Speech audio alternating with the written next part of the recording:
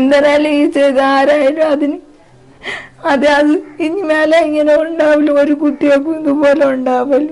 ഈ മരണങ്ങളും കൂട്ടി വായിച്ചപ്പോ ഈ മരണങ്ങൾ നടക്കുന്ന സ്ഥലമാണ് ഇപ്പൊ അതായിട്ടാണ് ഇപ്പൊ ഇവിടെ കാണുന്നത്. ആ അറ്റാക്ക് വന്ന് കിടക്കുന്ന കണക്കല്ല അച്ഛൻ കിടന്നത് എന്നാണ് എൻ്റെ അനിയൻ പറഞ്ഞത്. ചീട്ടുകളിയുടെ അടുത്ത് പോയി നിന്നുകൊണ്ട് ഇവർ കളിച്ചുകൊണ്ടിരുന്നപ്പോൾ എന്തോ തർക്കം ഉണ്ടായപ്പോൾ രണ്ട് കൂട്ടരും അങ്ങോട്ടും ഇങ്ങോട്ടും ഒരേ അടി അടിച്ചെന്ന് ഈ മനു തന്നെ എൻ്റെ അടുത്ത് പറഞ്ഞു. നാട്ടിലെ ഉത്സവം കാണാൻ രാജൻ രാവിലെ വീട്ടിൽ നിന്ന് ഇറങ്ങി പുറപ്പെട്ടത് ഒരു കുത്ത് നോട്ടും പിന്നെ ഒരു പ്രമാണവുമായിട്ടാണ്. എന്തിനാണ് ഉത്സവത്തിന് ഇത് കൊണ്ടുപോയത് എന്ന് നമുക്ക് അന്വേഷിക്കേണ്ടിയിരിക്കുന്നു. വളരെ ദുരൂഹമായ ചില സംഭവങ്ങൾ രാജൻ്റെ മരണവുമായി ബന്ധപ്പെട്ടുണ്ട്. ബോഡി കിടന്നതും ചാവി കിടന്നതും ആ ഭാഗത്താണ്. ആ സൈഡിലത്തെ ഒരു മറക്കം പൊടിഞ്ഞിട്ടുണ്ട്. പൊടിഞ്ഞ് അത് ഇപ്പോഴും കിടക്കുന്നുണ്ട്. അല്ലല്ല, ഒരു ചരിഞ്ഞാ കിടന്നത്. കാരണം വെച്ചാൽ ഈ ഇറക്കത്തിന്റെ ഭാഗത്ത് ഒരു ചരിവിലാണ് കിടന്നത്. ഞാൻ വന്ന് കണ്ട ഉടനെ ഞാൻ സാറുമാരുടെ അടുത്ത് പറഞ്ഞു, സാറേ ഇത് കണ്ട ഉടനെ നമുക്ക് മനസ്സിലായി അച്ഛനാണെന്ന് മനസ്സിലായി. മുഖത്തിന്റെ ഈ ഭാഗം ഒരു വിട്ട് വിരഞ്ച കണക്കാണ് ഇരുന്നത്. ഈ വായിലെ താഴെ ഭാഗം കോടി കണക്കായിരുന്നത്. കണ്ട ഉടനെ ഞാൻ പറഞ്ഞു, സാറേ ഇത് അറ്റാക്ക് വന്ന് മരിച്ചതല്ല, ഇതാരോ അടിച്ചതാണെന്ന് പറഞ്ഞു. അത് അടിച്ചതാണ്. അപ്പോൾ തന്നെ എനിക്ക് സംശയം ഉണ്ടായിരുന്നു. പിന്നെ എനിക്ക് സംശയം വർദ്ധിക്കാൻ കാരണം എന്ന് പറഞ്ഞാൽ ഈ ബോഡി കൊണ്ടുപോയിട്ട് ഇവിടെയുള്ള ഈ കൂടെ കിടന്ന കൂട്ടുകാരന്മാരാരും കണ്ടില്ല. കാരണം വെച്ചാൽ മിക്കുള്ളവരും അന്ന് വന്നപ്പോൾ പറഞ്ഞായിരുന്നു ചീട്ട് കളിക്കളം എന്ന് പറയുന്ന സ്ഥലം അവിടെ അടുത്ത് തന്നെ. ചീട്ട് കളിച്ച സ്ഥലം അതാ. ആ സ്ഥലവും ഈ മരണം നടന്ന സ്ഥലം അവിടെയാ ഒരു ചെറിയ വാക്ക് തർക്കമൊക്കെ നടന്നെന്ന് പറഞ്ഞത്, പിടിവലിയായെന്ന് പറഞ്ഞത്. അപ്പോൾ തന്നെ എനിക്കൊരു സംശയം ഉണ്ടായിരുന്നു. അവിടെ കിടന്ന ബോഡി കിടന്ന സ്ഥലവും ഈ ചീട്ട് കളിച്ച സ്ഥലവും എനിക്കൊരു സംശയം. കാരണം ഇവർ ചിലപ്പോൾ അവിടെ ഇരുന്ന് വാക്കിറക്കത്തിൽ എന്തെങ്കിലും ചെയ്തിട്ടായിട്ടും ഇവിടെ കൊണ്ടിട്ടതെന്ന്. കാരണം വെച്ചാൽ ഇനി ഒരു ജീവിതത്തിൽ ഇവിടെയുള്ള ആൾക്കാർക്ക് അങ്ങനെ ഒരു കാരണം വരാൻ പാടില്ല. ഇതിന്റെ തൊട്ടപ്പുറത്ത് അടുത്തൊരു മരണം നടന്നെന്ന് പറഞ്ഞത്. ഇതിന്റെ ആ സൈഡിൽ തന്നെ അടുത്തൊരു മരണം നടന്നെന്ന് പറഞ്ഞത്. അപ്പൊ ഈ മരണങ്ങളും കൂട്ടി വായിച്ചപ്പോ ഈ മരണങ്ങൾ നടക്കുന്ന സ്ഥലമാണ് ഇപ്പൊ അതായിട്ടാണ് ഇപ്പൊ ഇവിടെ കാണുന്നത്. എന്ന് വെച്ചാൽ ഇനി നമ്മളും ഇവിടെ ഒരു വീട് വെച്ച് താമസിക്കണമെന്ന് പറഞ്ഞേക്കാൻ നമുക്ക് ഇനി ഉറപ്പില്ലാതെ എങ്ങനെ കിടക്കാൻ പറ്റും? നാളൊരു സമയത്ത് നമ്മൾ ഇതൊക്കെ പണി കഴിഞ്ഞ് വരണ സമയമാണ്. ഇവരിങ്ങനെ തക്കം തക്കി വന്ന് എന്തെങ്കിലും ചെയ്തു കഴിഞ്ഞാൽ അറിയത്തില്ല. ആരെങ്കിലും വിചാരിക്കും അല്ല എന്തെങ്കിലും ചെയ്ത് അല്ല വണ്ടിയിൽ നിന്ന് വീണ അല്ല പാമ്പ് കടിച്ച അങ്ങനെ എന്തെങ്കിലും ആയിപ്പോവും. പക്ഷെ ഇത് കൊലപാതകമാണെന്ന് തെളിയിച്ച് അറിഞ്ഞാലേ അമ്മക്കറിയത്തുള്ളൂ. കളിയാണ് ഇവിടെ ചീട്ട് കളി നടക്കുന്നത്.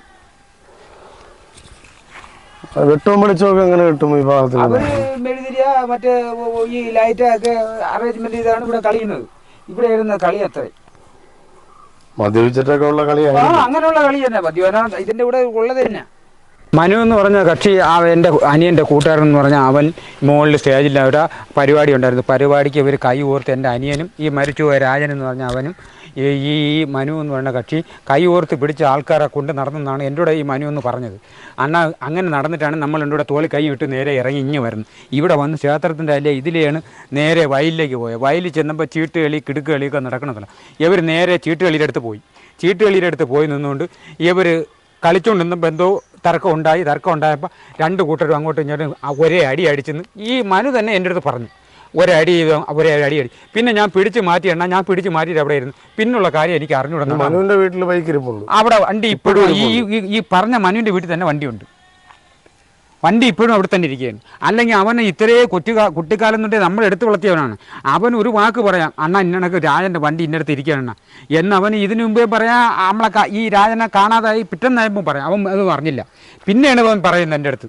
ഈ ഉത്സവം കാണുമ്പോൾ രാജൻ എന്തിനാണ് രാവിലെ കുറച്ച് പൈസയും വസ്തുവിൻ്റെ പ്രമാണവും ഒക്കെ എടുത്തുകൊണ്ട് തുടങ്ങിയത്?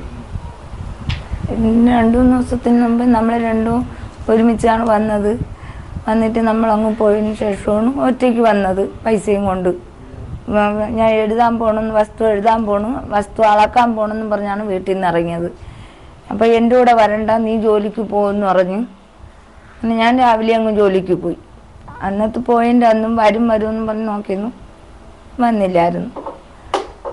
പിറ്റേന്ന് കല്ലമ്പലത്തിൽ വസ്തു എഴുതാനായിട്ട് നാവായിക്കുളത്ത് പോകണമെന്ന് പറഞ്ഞാണ് വന്നത്.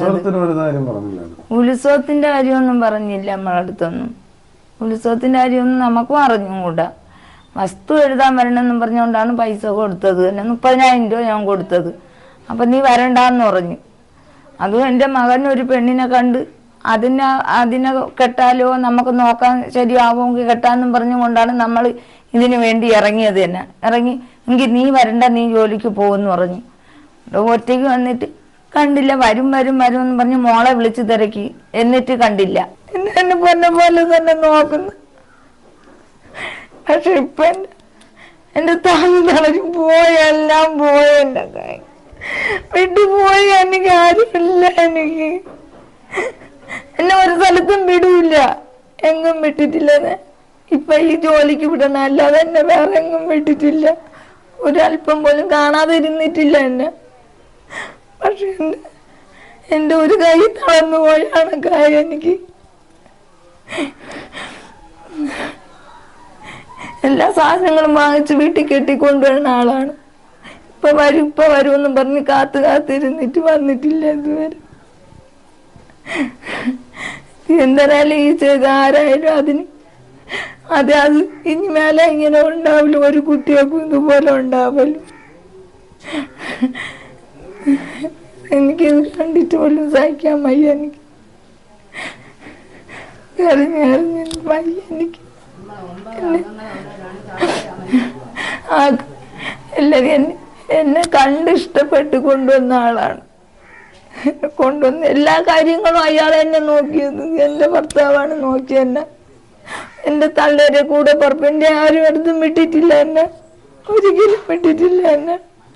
എൻ്റെ 3 മക്കളെ എന്നെ സ്വന്തമായിട്ട് എല്ലാ കാര്യങ്ങളും നോക്കിയത് അവർ തന്നെ.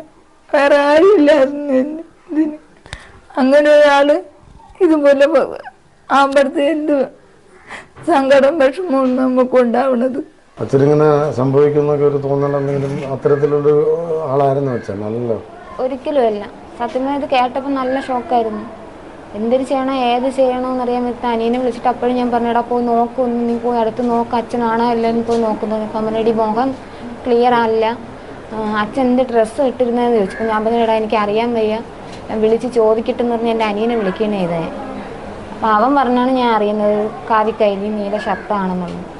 വണ്ടിയുടെ ചാവിയാണ് നമുക്ക് ഉറപ്പായത് നമുക്ക്. കാരണം അച്ഛൻ്റെ വണ്ടിയുടെ ചാവിയിൽ ഒരു കുരിശും ഒരു പിച്ചാത്തി കണക്കത്തൊരു സംഭവം എപ്പോഴും എത്തേക്കും. പാക്ക് ചെത്താനാണ് അത് കൂടുതലും അത് അച്ഛൻ ഉപയോഗിക്കുന്നത് തന്നെ. അപ്പോഴാണ് നമുക്ക് മനസ്സിലായത് നമ്മളെ അച്ഛനാണെന്നുള്ളത്. മുഖം വ്യക്തമായിട്ട് കണ്ടില്ല, കാണാൻ പറ്റിയിട്ടില്ല. ഇത് ഒരാഴ്ച കൂടുതലായി എൻ്റെ കൊച്ചിനെ എത്തിക്കൊണ്ടുവന്ന് എന്നെ കാണിക്കുന്നതിന് എൻ്റെ അടുത്ത് വിളിച്ച് പറയുകയും ചെയ്തു. ഞാൻ എൻ്റെ ഹസ്ബൻഡിൻ്റെ വീട്ടിലായതുകൊണ്ട് ഞാൻ പറഞ്ഞ അച്ഛൻ ഞാൻ വരാം, കൊച്ചുങ്ങൾക്ക് പരീക്ഷ അടക്കുകയാണ്, ഞാൻ വരും എന്നൊക്കെ പറഞ്ഞിട്ട് നിന്നപ്പോഴാണ് ഈ സംഭവം ഉണ്ടാകുന്നത്. പക്ഷെ ഇത് വിശ്വസിക്കാൻ പറ്റുന്നില്ല, നമുക്ക് ഉൾക്കൊള്ളാനും പറ്റുന്നില്ല. അടിപിടി നടന്നു എന്നാണ് ഇവിടെ ഉള്ളവരൊക്കെ പറയുന്നത് സാർ. അങ്ങനെ വല്ലതും ഉണ്ടെങ്കിൽ അത് കണ്ടുപിടിക്കണം. അതിനെക്കുറിച്ച് എന്തോ ഒരു ആളിൻ്റെ പേര് പറഞ്ഞു. പുള്ളിയാണ് പറഞ്ഞത് ചീട്ടുകളിക്കിടയിൽ അടികൂടി പിടിച്ച് വെള്ളം കാര്യങ്ങളൊക്കെ ആയെന്ന് പറയുന്നത്. ഒരു അച്ഛന് അറ്റാക്ക് വന്നിട്ടുണ്ട്.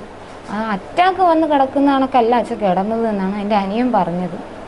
അറ്റാക്ക് വന്നാൽ സ്വാഭാവിക ഒരു മനുഷ്യൻ വീഴുന്ന എങ്ങനെ നമ്മുടെ വീട്ടിൻ്റെ പരിസരത്തൊക്കെ ഓരോരുത്തർ അറ്റാക്ക് വന്ന് മരിച്ച് പോയി കണ്ടിട്ടുണ്ട്.